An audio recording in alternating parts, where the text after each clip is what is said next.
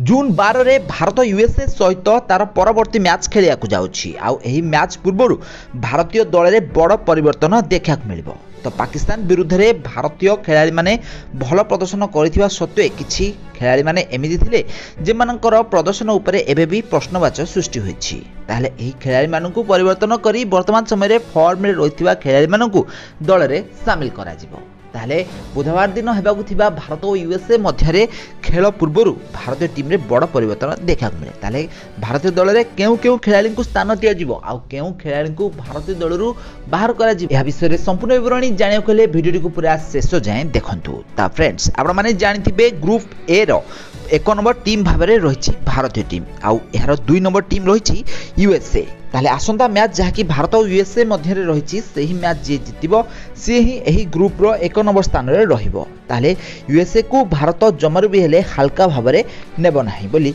आशा करा जाउछि, कारण यूएसए बड़ी छोट टीम पाकिस्तान को हरैछि। ताहले प्रत्येक टीम को रन बनैया पय कष्ट होतिबा पिच उपरे पाकिस्तान सम्मुखरे पाकिस्तान भली स्ट्रांग बॉलिंग लाइनअप सम्मुखरे यूएसए टीम 159 रन स्कोर करी पाकिस्तान स्कोर सहित मैच को टाई करथिला।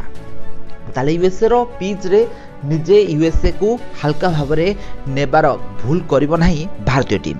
ताले यूएसए सहित भारतीय मैच रे भारतीय दल रे किछि परिवर्तन देखा मिलिबो, जहाँकि रही शिवम दुबे। तो शिवम दुबे गत मैच गुड़िक खराब प्रदर्शन कर प्रैक्टिस मैच रे हो बा आयरलैंड मैच रे हो बा पाकिस्तान मैच रे सबू मैच रे खराब प्रदर्शन करिसेंती शिवम दुबे। तांको जगह रे जदि संजू सैमसन खेलिबे ताले से निहाती भाबरे तांको ठारू भल प्रदर्शन करि बोली आशा करा जाउछि। तो एही कारणरू शिवम दुबे को जगह रे संजू सैमसन को भारतीय दल रे शामिल करा जाय पारे। या छडा रविंद्र जडेजा को फॉर्म भी मध्य बहुत खराब रही।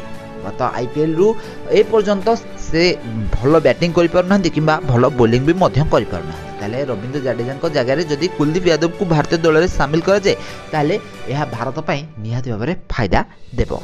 ताले आपण माने जानिथिबे एही खेलाड़ी माने जदि किछि परिवर्तन चेंज होंता ताले भारतीय टीम निहाती भाबरे गोटे स्लो पिच रे भल प्रदर्शन करी बोली आशा करा जाउछि। तो फ्रेंड्स आपण मानकु कोन लागुछि एही परिवर्तन हेले भारतीय दल रे केमिति प्रदर्शन करियो भारतीय टीम हमको कमेंट माध्यम निश्चित भाबरे कमेंट करंतु ना आउ को खेलाड़ी मानकु भारतीय दल रे शामिल कले ठीक है वो कमेंट करंतु।